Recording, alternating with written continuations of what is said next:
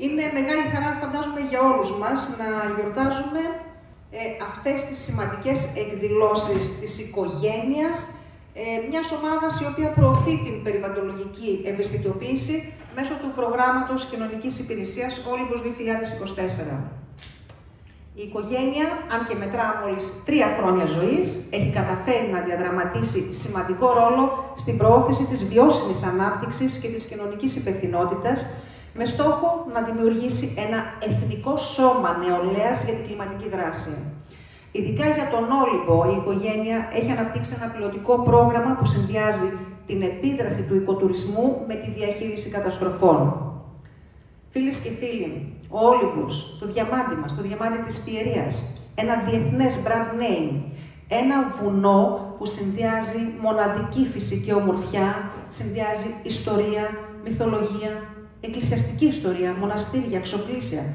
Ας μην ξεχνάμε ότι η πλούσια βιοποικιλότητα, το ξέρουμε όλοι, τη φιλοξενεί πάνω από 1.700 είδη φυτών, πολλά από τα οποία είναι ενδυμικά και σπάνια και αποτελεί σημαντικό καταφύγιο για πολλά είδη ζώων, καθιστούν τον Όλυμπο έναν εθνικό θησαυρό που πρέπει να προστατευτεί και να διατηρηθεί για τις επόμενες γενιές.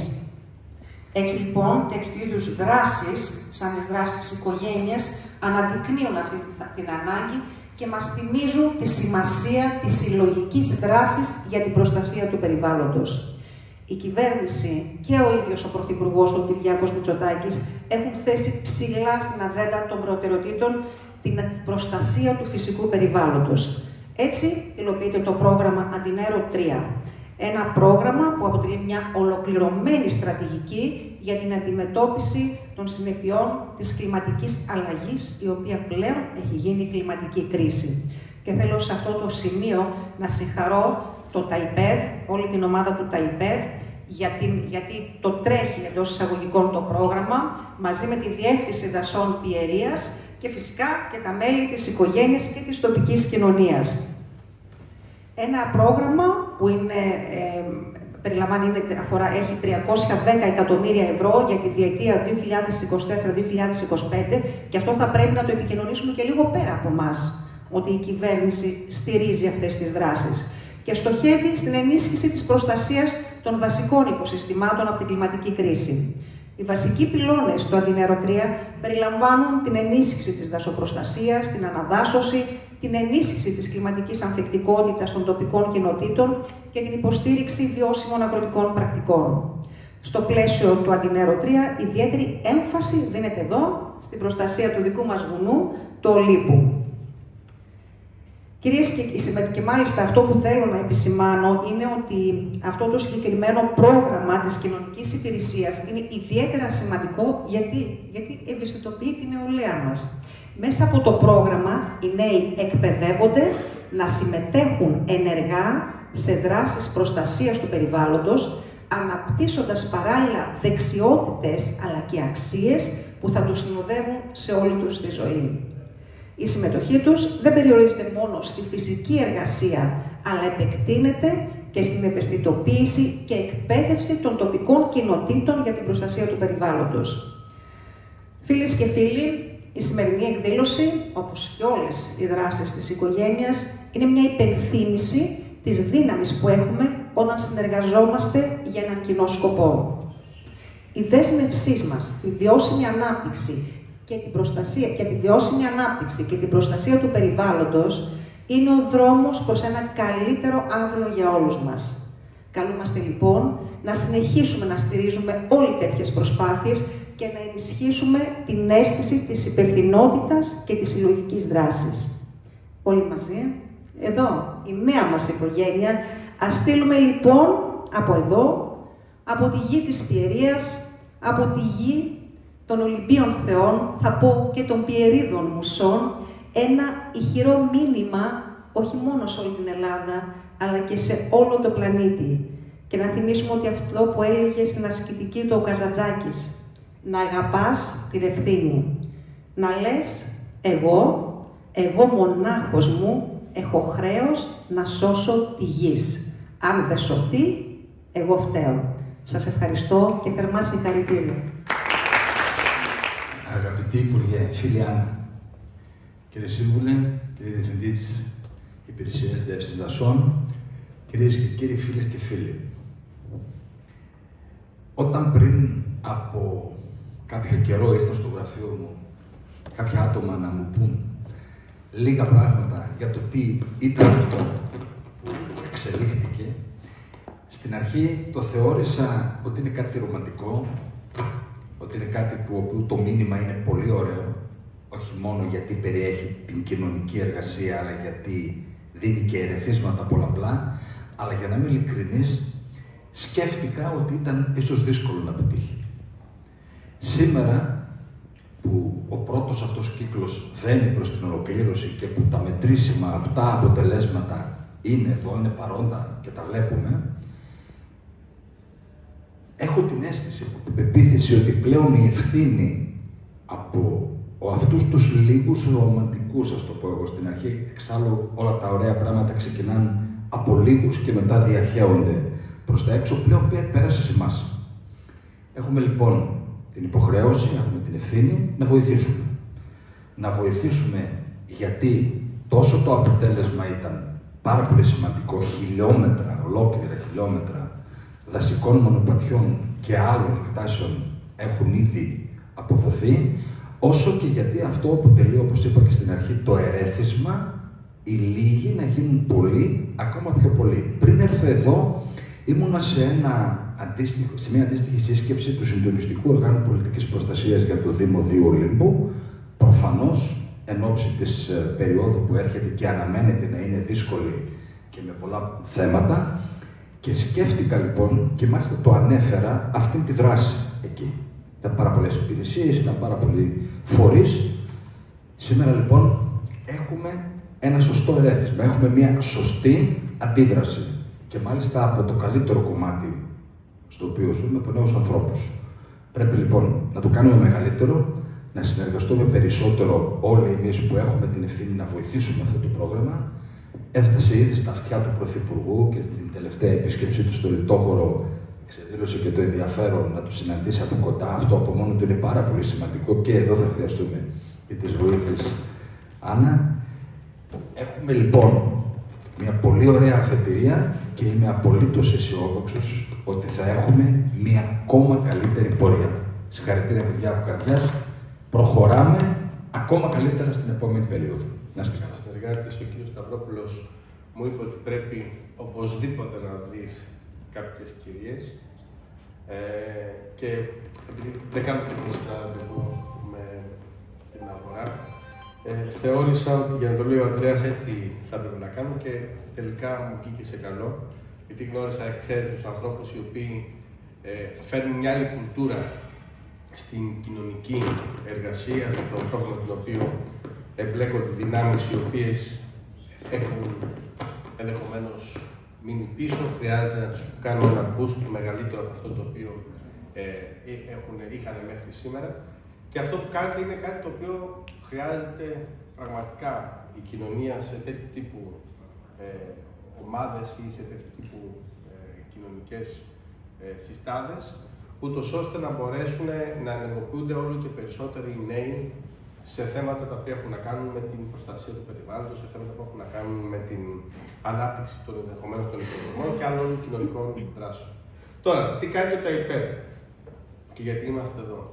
Καταρχήν δεν είμαστε μόνο με το Αντινέρο στην περιοχή. Βλέπω τώρα ότι στην Πιερία, κυρία Υφυπουργέ, έχουμε 11 διαγωνισμούς που αγγίζουν τα 26 εκατομμύρια ευρώ για έργα που έχουν να κάνουν με την αναβάθμιση της πρωτοβάθμιας και δευτεροβάθμιας υγείας, έργα που έχουν να κάνουν με το Αντινέρο, το οποίο είναι το περίβλημα που εντάσσονται δράσεις όπως η καλή ώρα της οικογένειας.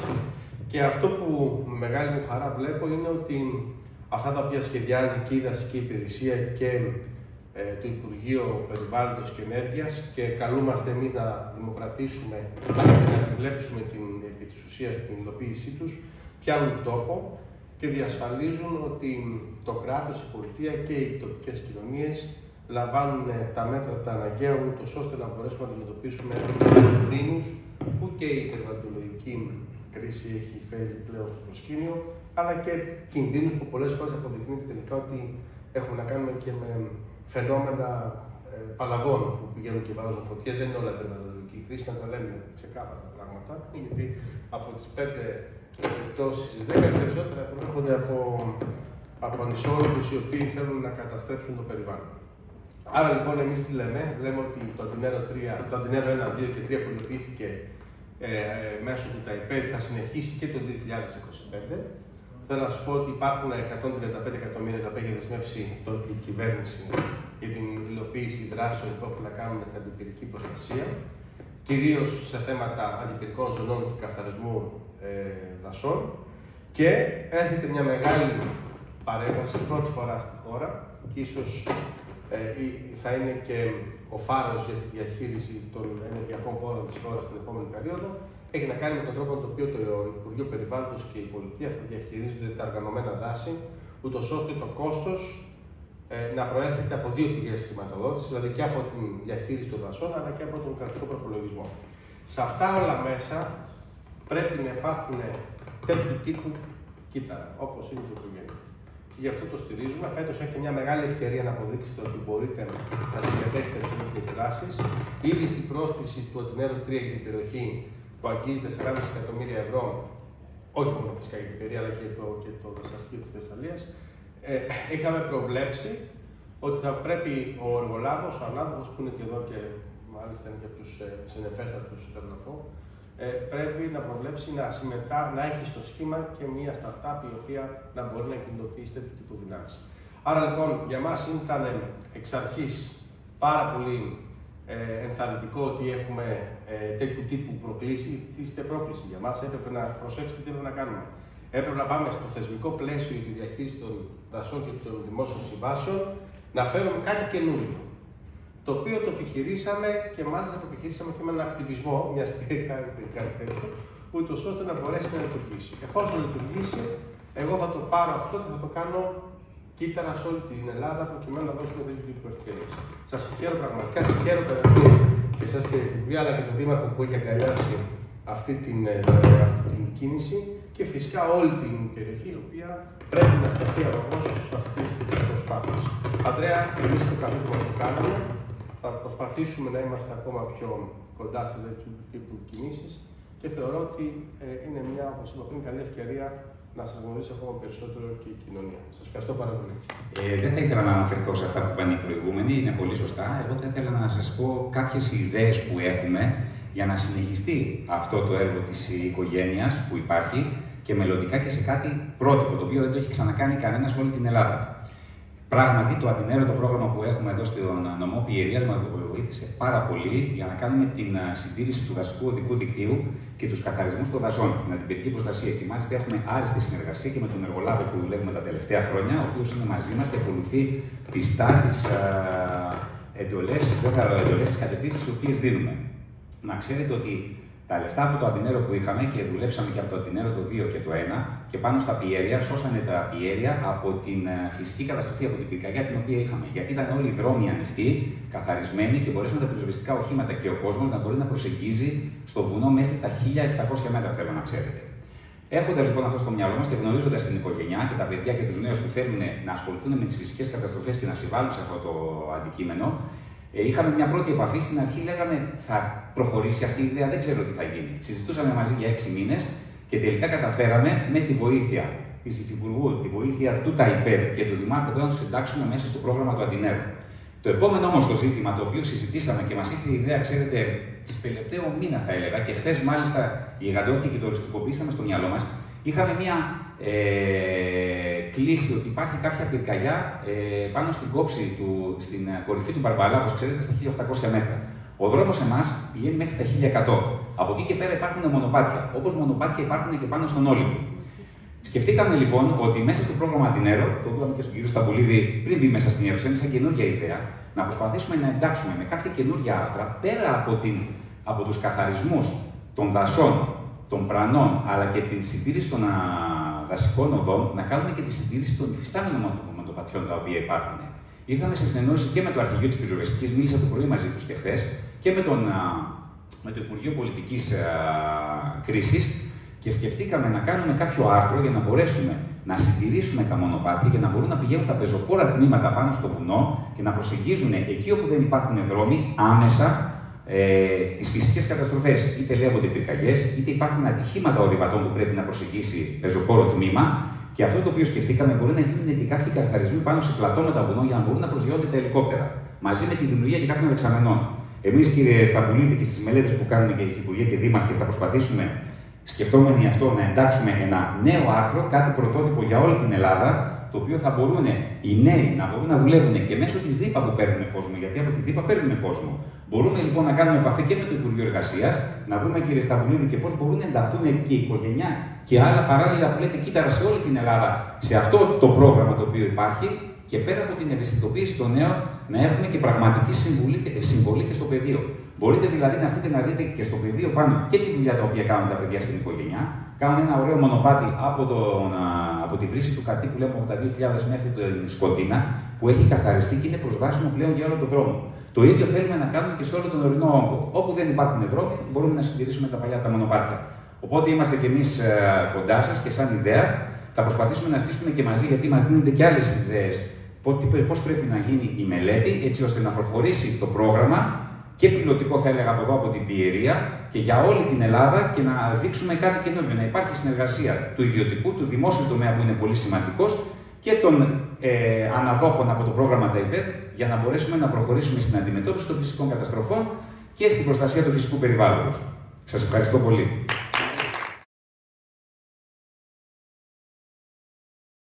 Στη Δωρίδα που είχαμε έρθει παλιότερα ήταν καθαρά οικονομιστικό το πρόγραμμα.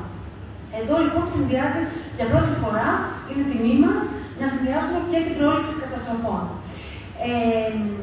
Και πάντα τα προγράμματα έχουν τοπικό χαρακτήρα, δηλαδή σκεφτόμαστε παγκόσμια και δίνουμε τοπικά, για να μην το αποτύπουμε εκεί. Ένα σημαντικό χαρακτήρα είναι επίσης ότι αυξάνουμε την ενίσχυση του τοπικού δυναμικού, της τοπικής κοινότητας για την αντιμετώπιση των αναγκών της κοινότητας και τη δημιουργία χειροπιαστών αποτελεσμάτων. Αφήνουμε πίσω μας παρακαταθήκη. Μία από τις δράσεις που θα γίνουν αύριο στα πλαίσια της μέρας του εθελοντισμού είναι μία ανάγκη που έχει παρατηρήσει η ομάδα μας από το κιόσκο πληροφοριών του λιτοχώρου που μας έχει γενναιόδρα παραχωρήσει ο Δήμος για να έχουμε ως βάση για το πρόγραμμά μας κάθε μέρα, ότι υπάρχει πάρα πολύ ανάγκη να πακεταριστεί τουριστική πληροφορία που αφορά τα μονοπάτια ή πώς μπορεί κανείς να έχει πρόσβαση στο βουνό και να δοθεί αυτό πίσω στην κοινότητα. Προσπαθούμε να δούμε πώς μπορούμε να εντάξουμε διάφορους δρόντες και stakeholders από την κοινότητα, ενδιαφερόμενους φορείς, ώστε όλοι μαζί συνεργατικά να παράσχουν αυτή την πιο εξειδικευμένη πληροφορία στους τουρίστες. Και αυτό είναι ένα παραδοτέο το οποίο ελπίζουμε να μείνει και για το Δήμο και να είναι πραγματικά σημαντικό και χρήσιμο. Και το κομμάτι της εκπαίδευσης των νέων συμμετεχόντων που αναφέραμε, που είναι η ενίσχυσή τους με πράσινες δεξιότητες, τις οποίες θα μπορούν να φέρουν σε όποια καριέρα ακολουθήσουν αργότερα.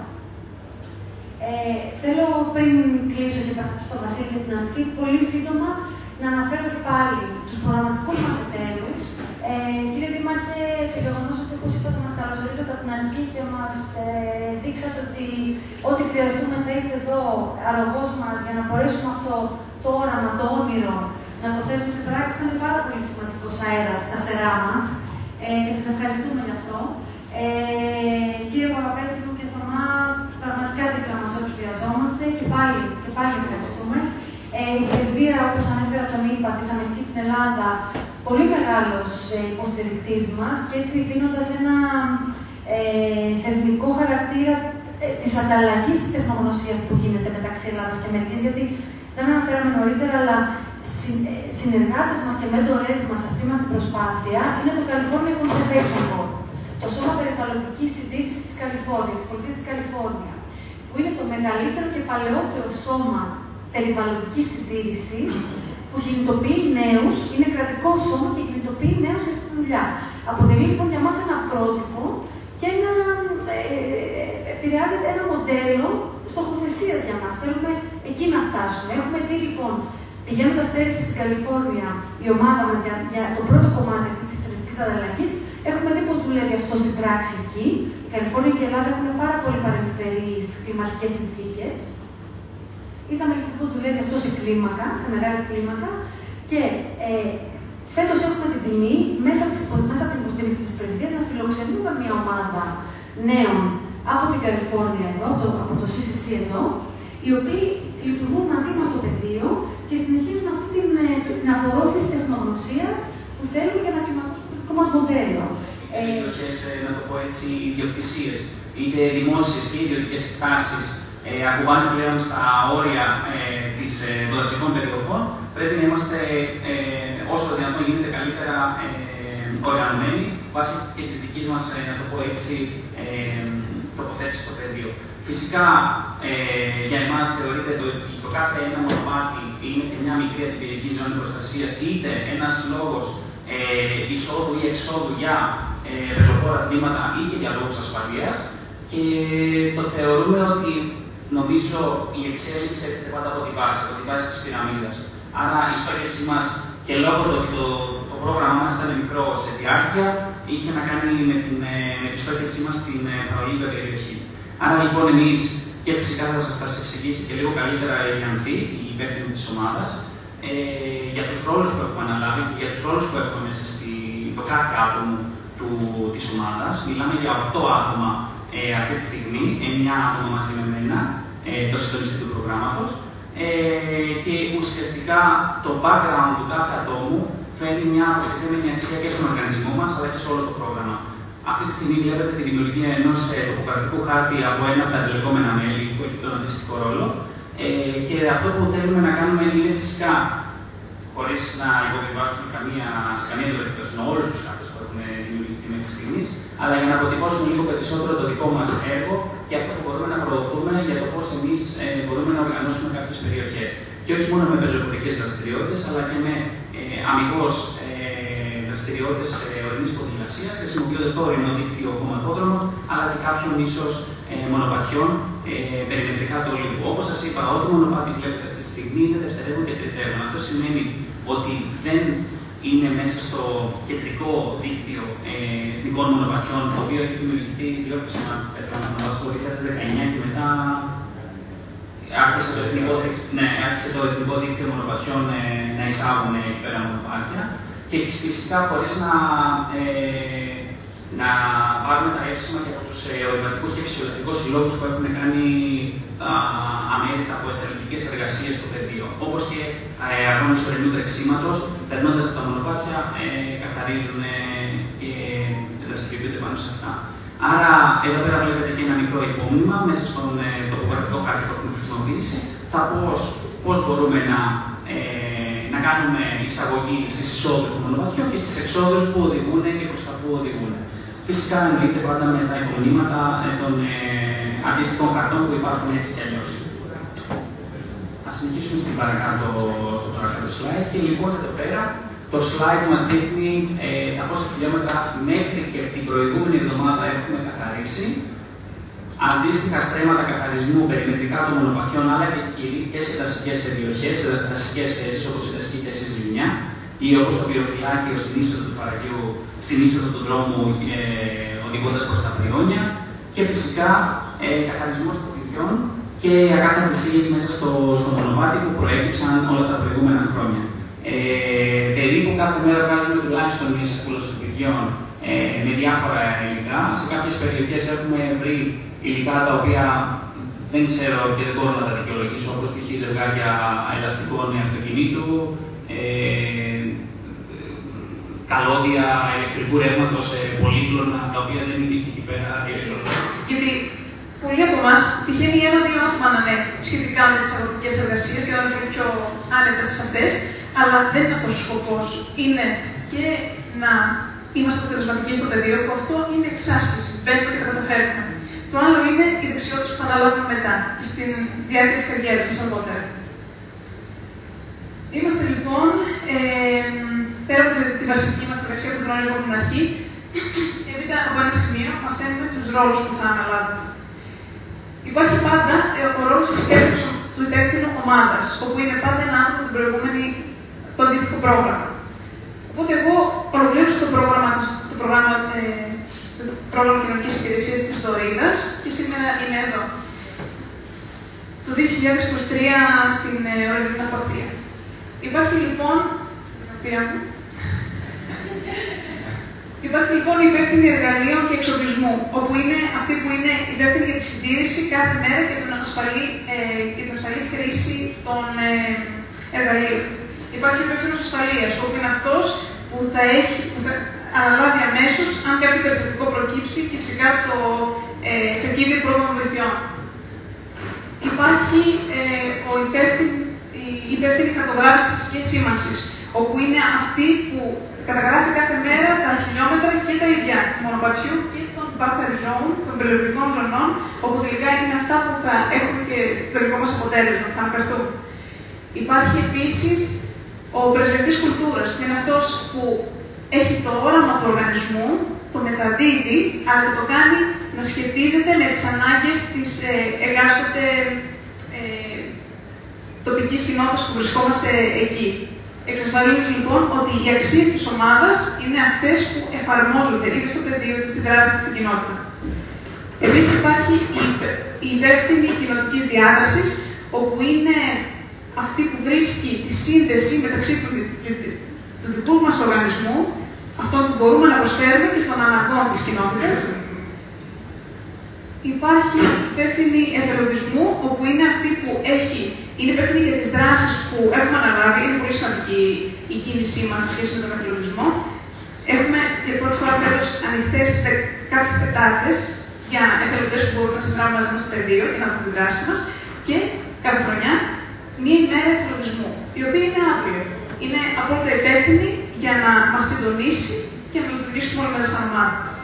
Και τέλος υπάρχει η υπεύθυνη επικοινωνίας, που είναι αυτή που καλύπτει με φωτογραφίες βίντεο με όποιο τρόπο κρίνει εκείνη όλες τις δράσεις, είτε πεδίου είτε εκτός, για να προβληθούν με κατάλληλο τρόπο στα social media και σε δελτία τύπου που χρειάζεται στα μέσα. Οπότε είναι μια ομάδα που συντονίζεται από τον συντονιστή του προγράμματος, από τις συνειδητήσεις, από τον αντίστοιχο ρόλο. Συνεργαζόμαστε προσωπικά μαζί τους, δεν είναι τίποτα απρόσωπο. Πολλά από αυτά δεν τα είχαμε σαν δεξιότητες και μας δόθηκαν κατάλληλες κατευθυντήριες γραμμές και κάποιες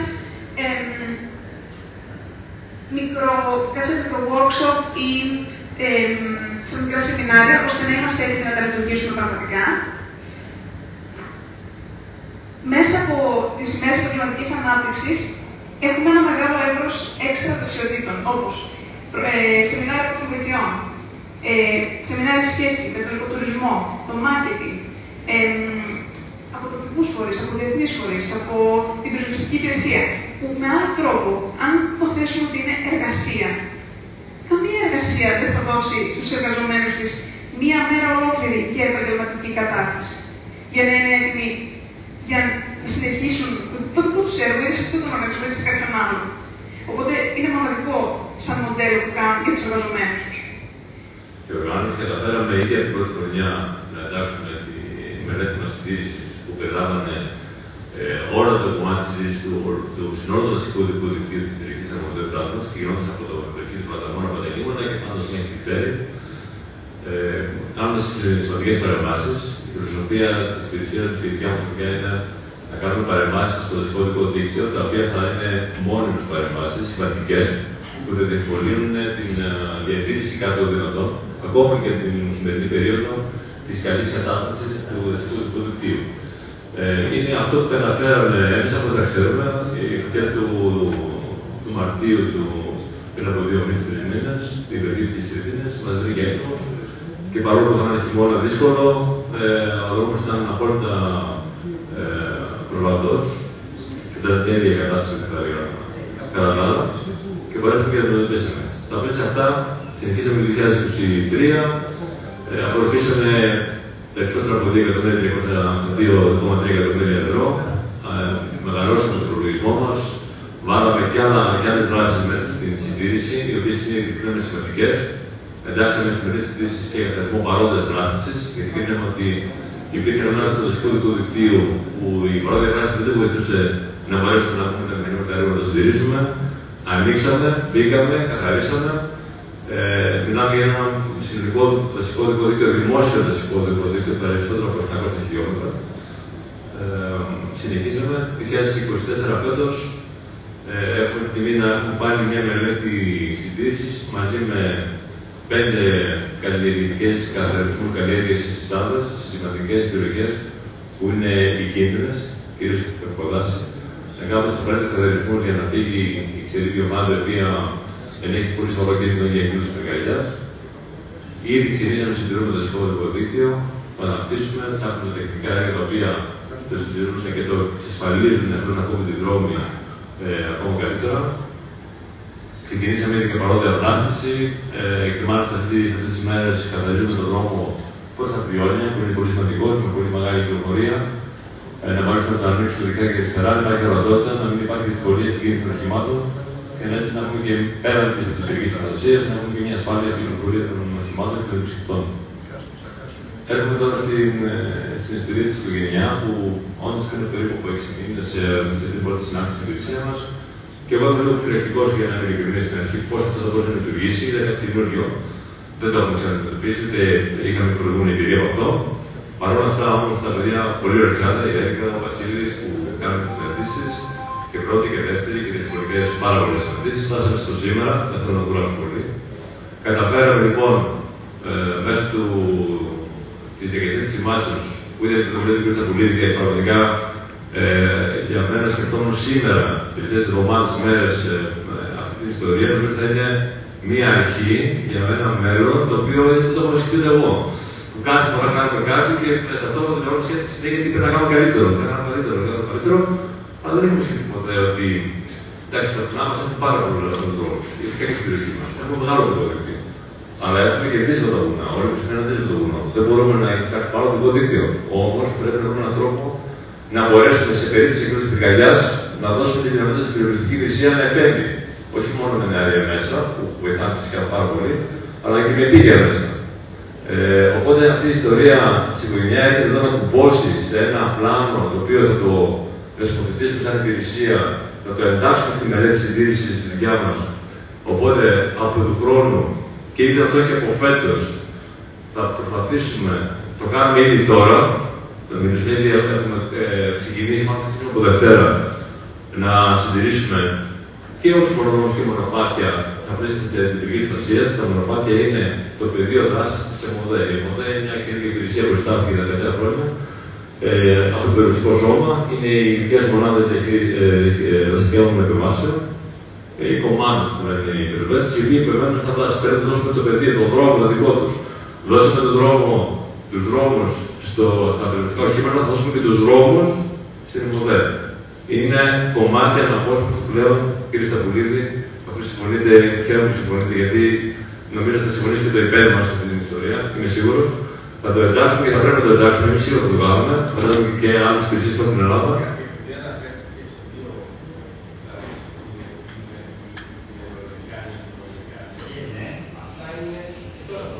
Και τώρα το εντάξουμε. Και αν θέλετε να σας δεσμεύσω τώρα, έχουμε μια μελέτη εγκεκριμένη που δεν την έχουμε βάλει στο ΤΑΙΠΕΔ φέτος, όμως είναι μελέτη να ψάξουμε την αντιπυρική ζώνη, κύριε Δήμαρχε, την ξέρετε εσείς. Η αντιπυρική ζώνη στους πρόποδους του Ολύμπου είναι εγκεκριμένη μελέτη, ξεκινάει την Πέτρα και φτάνει μέχρι παλιά του Καρδιά. Είναι περισσότερο από 20 χιλιόμετρα. Είναι η ανάσχεση τυχών πυρκαγιάς πριν πάρει την επιφόρα για τον βουνό.